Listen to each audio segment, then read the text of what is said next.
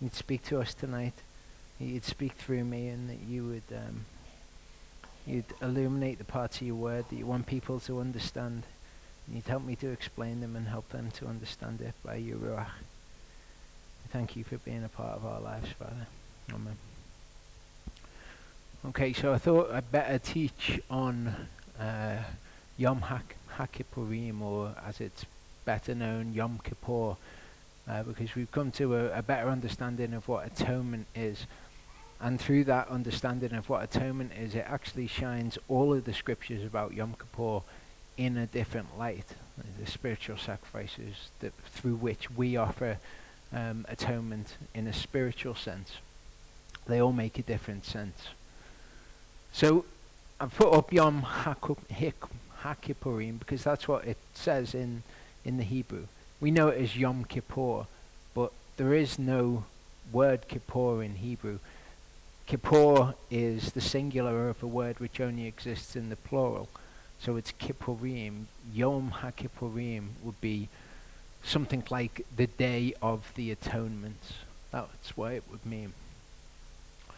The reason that we need to understand what atonement is because this place existed on the earth. They needed to understand what they needed to do on the Day of Atonement so that they could cleanse this place. And that's kind of the understanding that we've come to this year. And this place was known as the Mishkan, also known as the Tabernacle. The word Mishkan, the Hebrew word Mishkan, says here, the outline of biblical usage, it's the dwelling place or the tabernacle, because it's where Yehovah actually physically dwelt on the earth.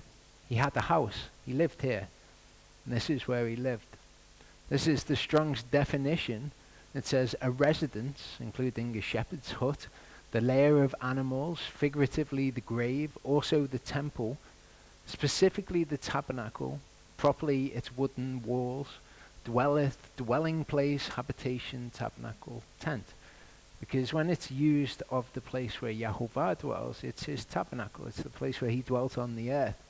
When it's used just normally, it's any kind of dwelling place. When it comes from, every word in Hebrew has a verb root, and the verb root in this case is shekan. So this is the Meshkan. It's the place where he dwells. And what shekan means, to settle down, abide, to dwell, to tabernacle, or to reside. And there's another word as well which is used to mean the same thing. And we'll look at that as we go on. But this is where he shekans. Okay? Here we see the word used of our dwellings. It says, how good are your tents, O Yaakov, your dwellings, your mishkanim, the plural of mishkan. Here it's mishkanik, which means your mishkans, O Yisrael. So here we have it in its normal usage.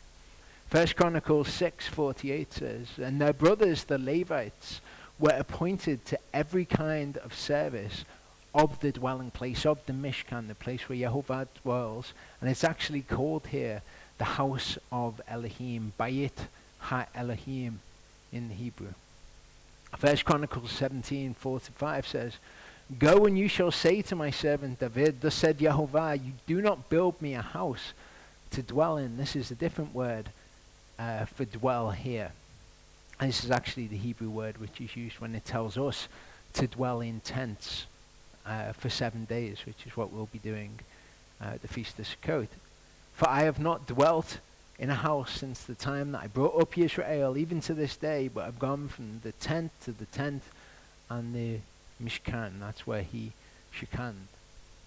Numbers 35 continues to elucidate the problem to us. It says here, do not pollute the land where you are, for blood pollutes the land, and the land is not pardoned for the blood that is shed on it. And the verb there to pardon is this word kafar, from where we get kippur or kippurim. Okay, it is to make atonement for. So the land where he dwells can become polluted. It can become polluted through various means. It can become polluted through sin in the spiritual sense, or here we see it in the physical sense of it actually having something to do with the cycle of corruption. And it says that we will be raised incorruptible. It doesn't mean that we can't do anything corrupt. It means that we will not die, that there will be no corruption in creation. But at the moment there is corruption in creation, and he physically dwells here in the creation with us, and there's corruption there, and the land can become defiled, and he dwells in its midst. He says, do not defile the land, make it tameh, make it unclean, the land which you inhabit, in the midst of which I shekan. For I, Yehovah, am shekaning, dwelling in the midst of the children of Israel. And of course he did that in the Mishkan. So atonement had to be made for the physical place where he dwelt here on the earth. I'd recommend that people watch this. Okay, this was the teaching from Leviticus this year, Akarai Mot. If people want to watch this again, perhaps it'd be a good way to afflict your souls. I know it was quite a long teaching, quite in-depth. But I'd recommend that people watch this tomorrow, because this is actually all about atonement, what it was when Yeshua made atonement for us, because most people just don't know. If they would use the word Yeshua made atonement for us, but they have no idea what that actually means, what atonement is in the physical sense, how Yeshua made atonement for us in the realm of the conscience. They couldn't explain it to anyone, but this should help with that. Exodus 29:36 says, and prepare a bull each day as a cheta'at for atonement. Okay, it's a sin offering. And the sin offering here is seen to make atonement. And all of the offerings in the tabernacle made atonement, which, as we'll see, is to do with this cleansing. The land became defiled. He dwelt physically in the land, and his dwelling place would have to be atoned for. It would have to be cleansed from all of the defilements of the children of Israel. And you shall cleanse the altar when you make atonement for it. That's what was happening. It's all to do with cleansing atonement. You see in Leviticus 12:6-7, it says, when the days of her cleansing are completed, so this is somebody who's recently had a child, for a son or for a daughter, she brings to the priest a lamb a year old as a burnt offering, as an olah. As I said, all of the offerings made atonement. So through these offerings, cleansing was made for his dwelling place so that he could remain in their midst. And a young pigeon or a turtle dove as a cheta'at, also to make atonement to the door of the tent of meeting. And he shall bring it before Yehovah and make atonement, kafar, for her, and she shall be cleansed from the flow of her blood. So again, it's all to do with cleansing. And we understand that this is in the physical realm when he physically dwelt with them. But there's another place where he dwells as well. He dwells in heaven. And atonement had to be made in heaven. And we'll see some verses to do with that. But when atonement was made in heaven, it was made in regards to our conscience. Our consciences were made clean through Yeshua's offering. There's a third temple as well, which we'll see. Leviticus 23:27 says, on the 10th day of this 7th Chodesh, the 7th month, is the day of atonement, Yom HaKippurim. It shall be a set-apart gathering for you. You shall afflict your souls. And we'll get onto this idea. It's a bit of a strange idea, a command to afflict your souls. What would that mean? And draw near with, which is what we saw that the word karav means, to draw near with an offering made by fire, or draw near with an isha to Yehovah. Okay, and this is all what happens on the day of atonement today. Hebrews 10:22 tells us, according to the Torah, almost all is cleansed with blood. It's cleansed with blood. Atonement is made for things with blood. And by that atonement being made, those things are cleansed. And in the earthly tabernacle, this is how everything was cleansed. With blood. Without shedding of blood, there is no forgiveness. Well, Revelation 15:5 tells us about the other dwelling place that there is. There's not just a dwelling place here on earth, there's one also in heaven. And it was after the one in heaven that the one on earth was patterned. So all of the laws, all of the regulations are patterned after what's going on in heaven. All of the items are patterned after what's going on in heaven. Hebrews 8:23-24 says, it was necessary then that the copies of the heavenly ones, the ones that are on the earth, should be cleansed with these, but the heavenly ones themselves with better sacrifices than these. So all of the sacrifices on the earth cleansed his dwelling place on the earth. Yeshua's sacrifice is for the one in heaven. For Messiah has not entered into a set-apart place made by hand, figures of the true, but into the heaven itself, now to appear in the presence of Elohim on our behalf. So now he's high priest, serving in heaven, and it is the angels who are ministering in the same capacity as the Levites did.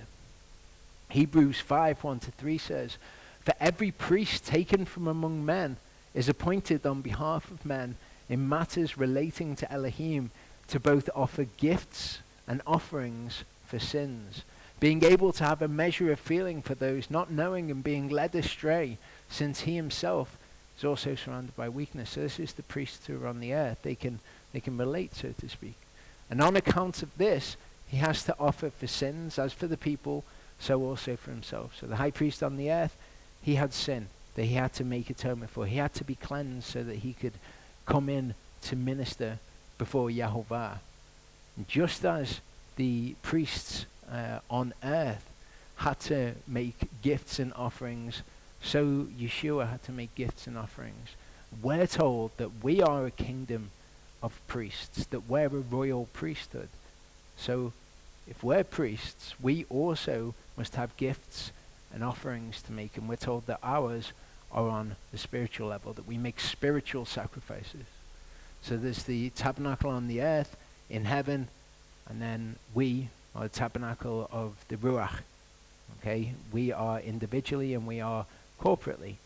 We're the temples of the Ruach. And what we learn about what is going on in the earthly tabernacle, we can then apply to the heavenly tabernacle, and we can apply to us ourselves. So when we look at Yom HaKippurim, we can understand what's going on in heaven. We can understand what's happening in a spiritual sense. Numbers 29:7-11 says, "On the 10th day of this 7th month, the 7th Chodesh, you have a set-apart gathering, and you shall afflict your souls.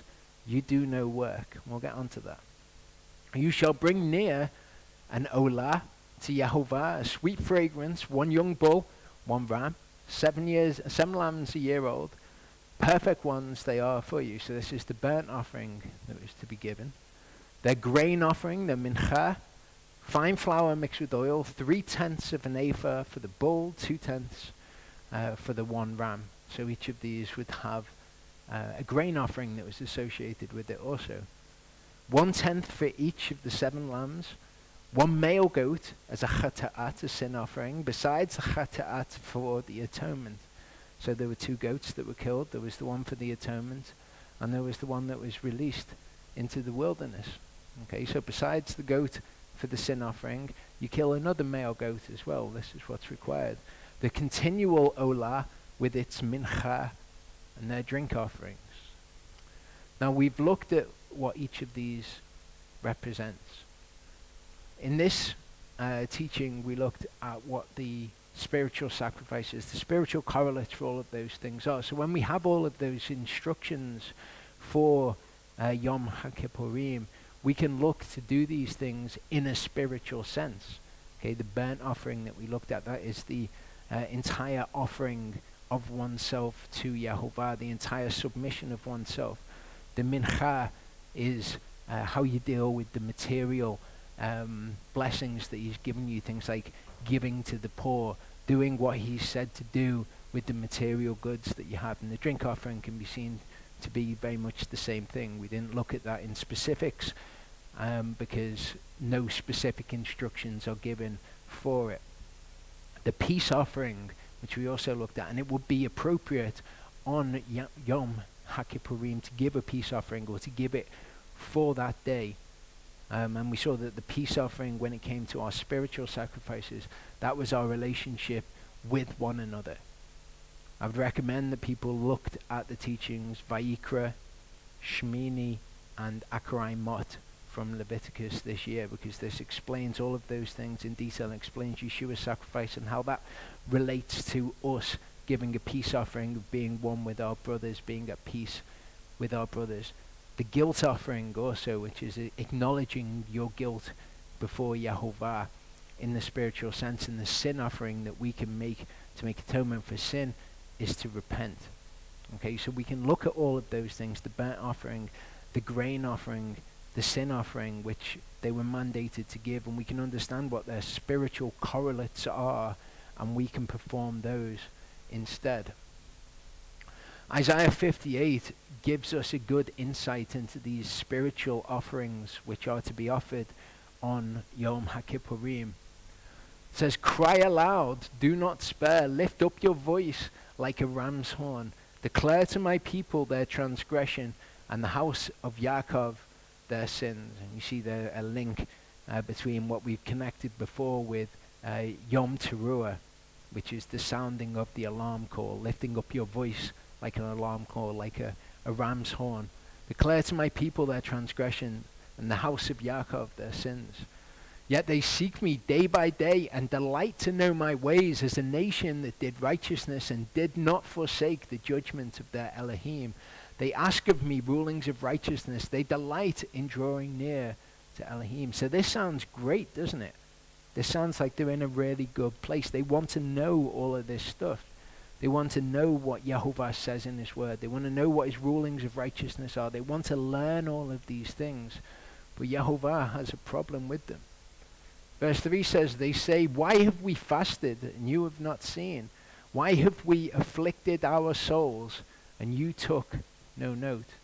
And we know that traditionally people fast on Yom Kippur. It's not commanded that you shall fast, but we see it as a way of humbling or chastening your soul in the scriptures. And Yehovah actually deals with it in Isaiah 58. They're saying, "Why have we fasted and you've not seen? Why have we afflicted our souls?" Which is what happens on Yom Kippur. "And you took no note." Because they seem like they're in a good place. They want to know, they delight to know the ways of Yehovah, to learn these things. "Look, in the day of your fasting, you find pleasure and drive on all your labors." So they know all of these things, but they're not actually doing them.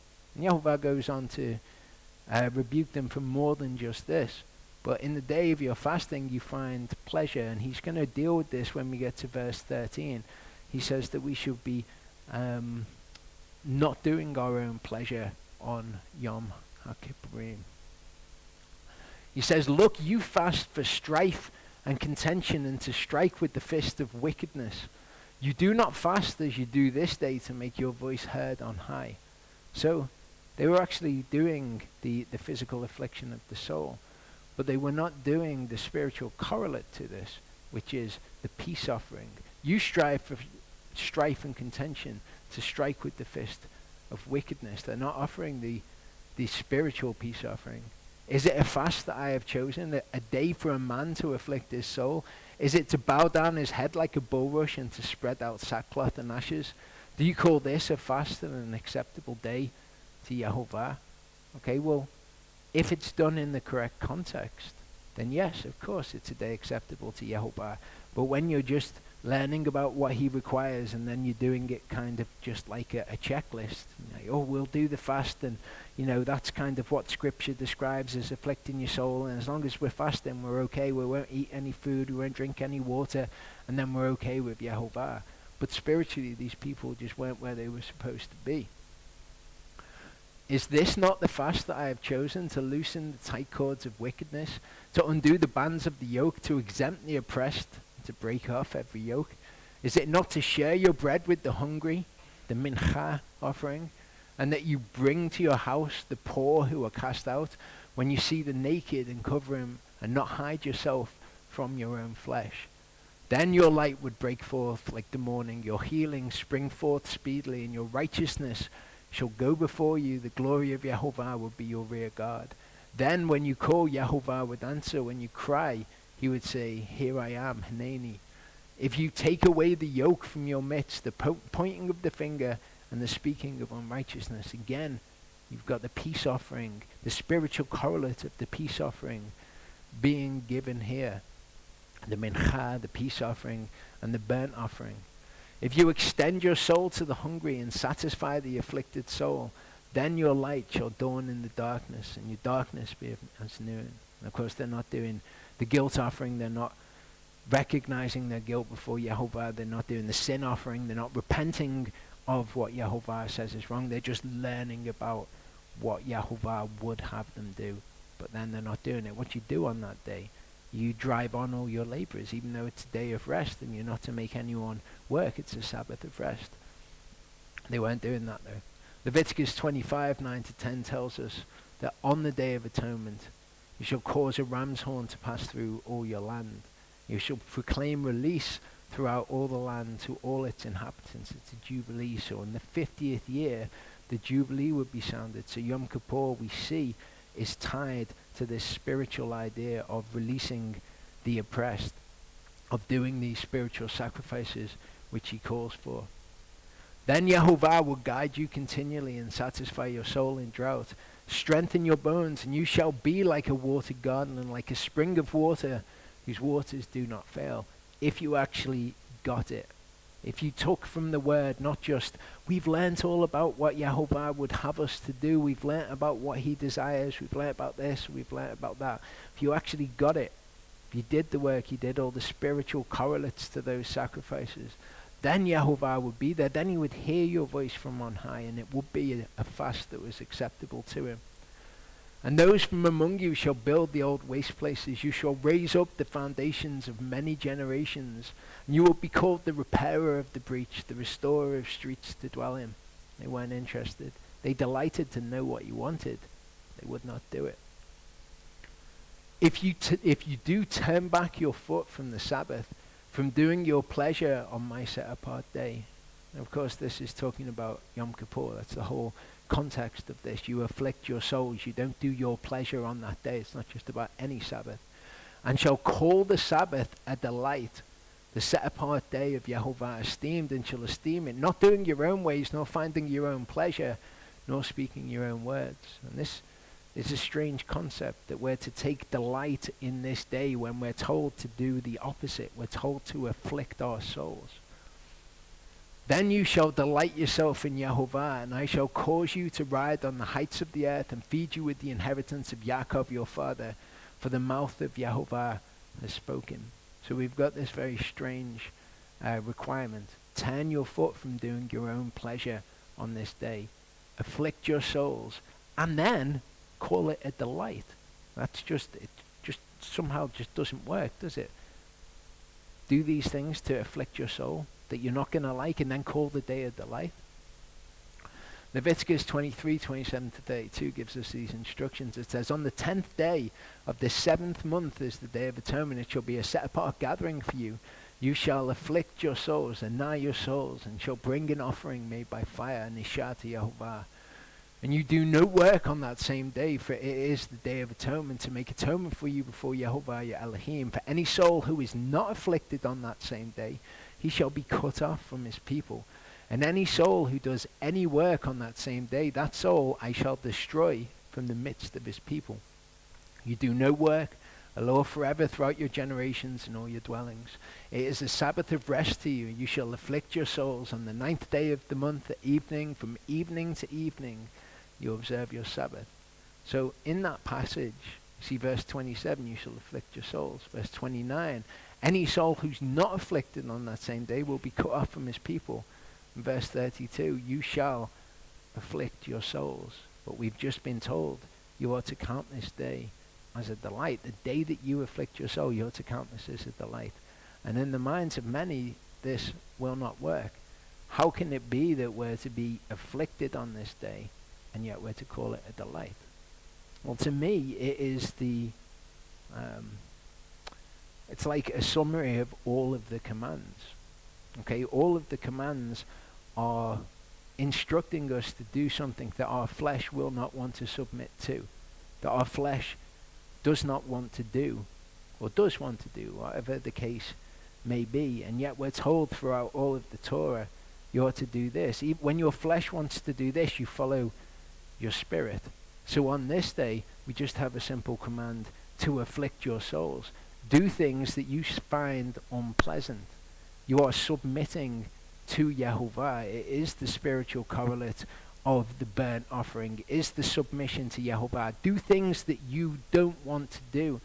And if you get it, If you fear Yehovah, if you understand his commands, you understand who he is, then it will be a delight to you to do it, simply because he says to do these things. And he says, look, if you get this and you call it a delight, this day upon which you're not doing your own pleasure and you're afflicting your souls, then I will be there for you. You'll be these amazing things.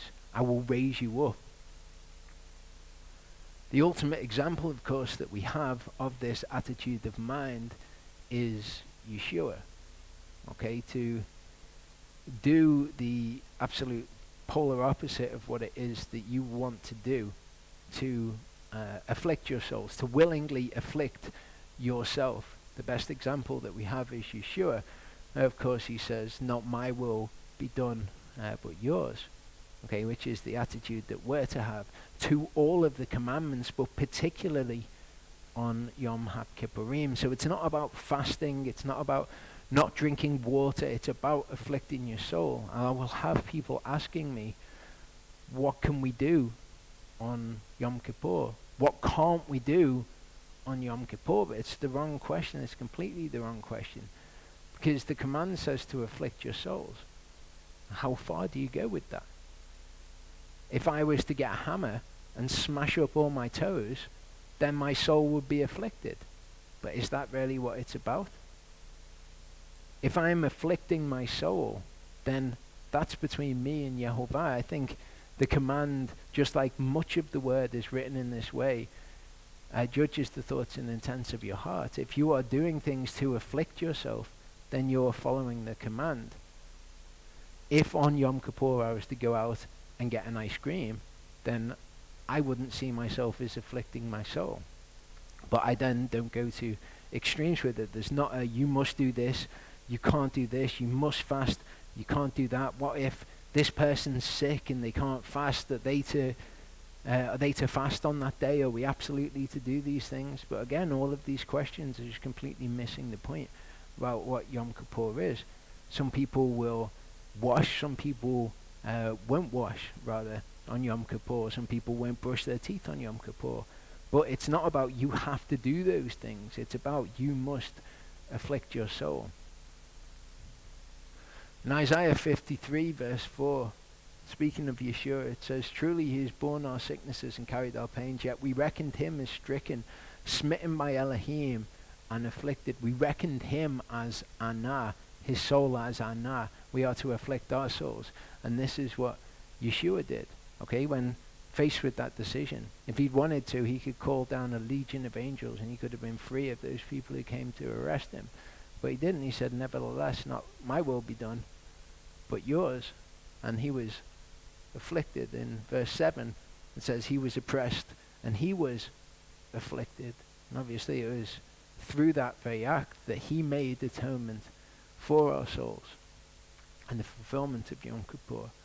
We see this difference in attitude towards things in Exodus 19 and 20. It says, and Yehovah said to Moshe, see, I am coming to you in the thick cloud, so that the people hear when I speak to you and believe you forever. And Moshe reported the words of the people to Yehovah. And Yehovah said to Moshe, go to the people and set them apart today and tomorrow, and they shall wash their garments, and shall be prepared by the third day. For on the third day Yehovah shall come down upon Mount Sinai before the eyes of the people. So they had to be clean in order for him to come down and physically be there with him, along the same motifs here. And you shall make a border for the people all around, saying, take heed to yourselves that you do not go up to the mountain or touch the border of it. Whoever touches the mountain shall certainly be put to death. Not a hand is to touch it, but he shall certainly be stoned or shot through with an arrow, whether man or beast he shall not live. When the trumpet sounds long, let them come near the mountain. Okay, so they're given these instructions and they have a very specific response to these instructions. You can either hear these things and you say, well, I don't really understand these things, or this seems a little bit extreme to me, which is the feeling that we get of their response when described in Hebrews. Or you can fear Yehovah, you can reverence who he is, you can want as much as you can get of Yehovah, and you can take hold of instructions like this and know that they are for the right. In Exodus 20 verse 1, it says that after these things, Elohim spoke all of these words. Okay, all of these devarim, these are the 10 words that are then spoken. And then after the 10 words are spoken, Exodus 20:18 to 21, and all the people saw the thunders, the lightning flashes, the sounds of the ram's horn, and the mountain smoking, and the people saw it, and they trembled and stood at a distance. Okay, so the people, they're trying to get far from Yehovah. And said to Moshe, you speak with us and we hear, but let not Elohim speak with us, lest we die. And Moshe said to the people, do not fear, for Elohim has come to prove you, and in order that his fear, we've examined recently, be before you, so that you do not sin. These words that are spoken to you, so that his fear is before you. So the people stood at a distance, but Moshe drew near. The word there is nagash. It's not karav, but it's the word that we looked at, which has the same meaning of karav, to draw near to Elohim, which is exactly what we do through these spiritual sacrifices. They're ways that we draw near to Yehovah when we do these things. But the people, they heard the command. They wanted nothing to do with it. They wanted to be at a distance. But Moshe drew near the thick darkness where Elohim was. Hebrews 12:18 to 20 describes what was going on here. It says, for you have not drawn near to a mountain touched and scorched with fire, and to blackness and darkness and storm, and the sound of a trumpet and a voice of words, so that those who heard it begged that no further word should be spoken to them. For they could not bear what was commanded.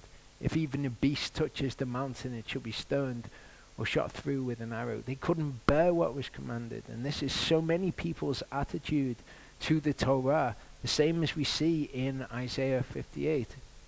They want to learn about the Torah. They delight to know Yehovah's ways. They delight to know what his word says, but they will not do it. They will not perform the spiritual sacrifices. They want to stand at a distance from his word rather than draw near as Moshe did. The last thing that I want to touch on as we go into this, so that I'm touching on the major themes of Yom HaKippurim, is Hasatan. We know that we're to be offering all of these spiritual sacrifices. And we know that Hasatan is pictured in what's going on the Day of Atonement. It says, and when he has finished atoning for the set-apart place, and the tent of meeting and the altar, he shall draw near with the live goat. Then Aharon shall lay both his hands on the head of the live goat, and shall confess over it all the iniquities of the children of Israel, and all their transgressions and all their sins, and shall put them on the head of the goat. And we know that the sins of the children of Israel are ascribed to Hasatan. It says that Hasatan leads all of the world astray. Okay, so our sin is ascribed to Hasatan. But we saw when we were looking at who Yehovah blames when people listen to and enjoy the teachings of false teachers, that although the sins are ascribed to Yehovah, we are also responsible for them ourselves. We see what this was a picture of, him being cast out into the wilderness, the live goat being cast out after the sins of the children of Israel are confessed over the goat.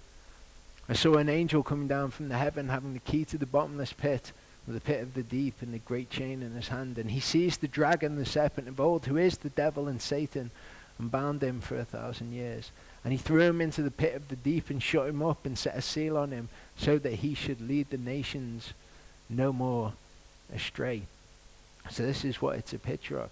And as we've seen these spiritual sacrifices that we're to offer, it's something that we absolutely must bear in mind, Hasatan's role in this, because he will be trying to convince us at every step not to do these things, okay, not to fully submit ourselves with the burnt offering, okay, to, oh, maybe I'm not going to do this bit of the Torah, or maybe I'm not going to do that bit, or maybe I'm going to do this, and I know that I shouldn't, but it's, you know, we're living in Egypt and things are more tough for us. It's not like I'm one of the children of Israel, or whatever excuses the people want to make as they're led astray by the whisperers of the tempter when he comes with his temptations, or the mincha offering when they didn't want to submit themselves. You see in Isaiah 58 where they weren't looking after the poor, where they weren't doing this or they weren't doing that, they weren't doing these spiritual things. Hasatan will come with a million excuses to you as to why you're not to do those things.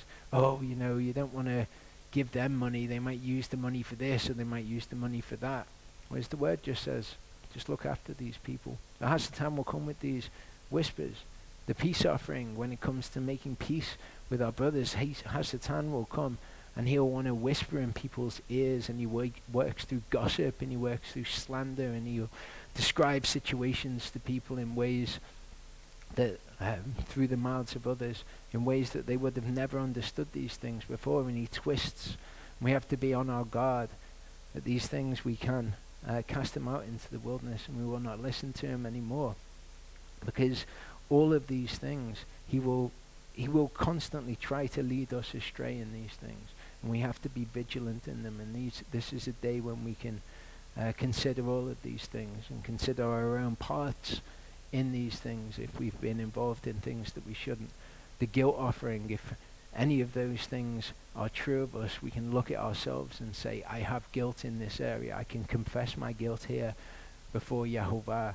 The sin offering, to then repent of those things, because he's such a key part of this, and he's not according to people's understandings of how Satan works. Like we were setting up the computer before, and the leads weren't working on the computer. It would be a typical thing for people to say, it's the enemy, it's the devil, this teaching is an important teaching, and the devil doesn't want this teaching to go out. Well, that's not how he works. Then they'll go and they'll slander somebody else, or they'll speak gossip about them or about some situation, and they won't realize that this is truly how he's working in their lives. So I think that as we go into the day, we should remember particularly that he is a key part of this day. As we're considering these things, we're giving these spiritual sacrifices to Yahovah, we're doing our best to fulfill these commands in the way that they were given. We need to remember his role in it. I'll finish with this verse, this passage. Leviticus 16:29-31 says, and this shall be for you a law forever. In the 7th Chodesh, on the 10th day of the Chodesh, you afflict your soul, you do no work, the native or the stranger who sojourns among you. For on that day he makes atonement for you, to cleanse you, to be clean from your sins before Yahovah, in the face of Yahovah, before his face. So we are to afflict ourselves, we're to have a Sabbath of rest on that day, because it's on that day that he cleanses us from these things. And we can offer these atonements, we can offer these offerings, these spiritual sacrifices on this day, and make atonement for our spirit, as Yeshua's made atonement for our conscience, as they would on that day make atonement in the physical. Shall we close in prayer?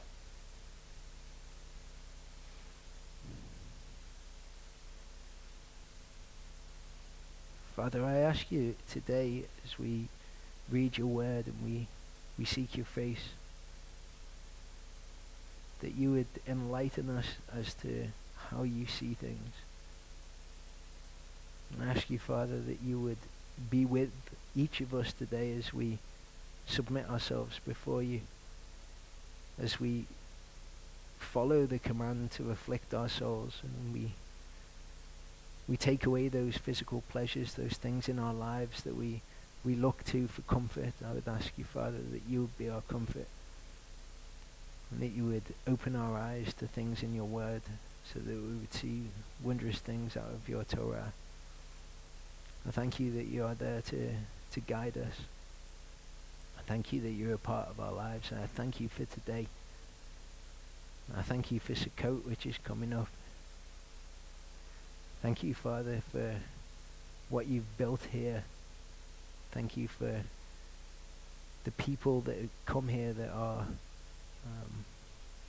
submitted to you. I thank you that you've retained for yourself a remnant who have not bowed the knee to Baal. Thank you, Father. Amen.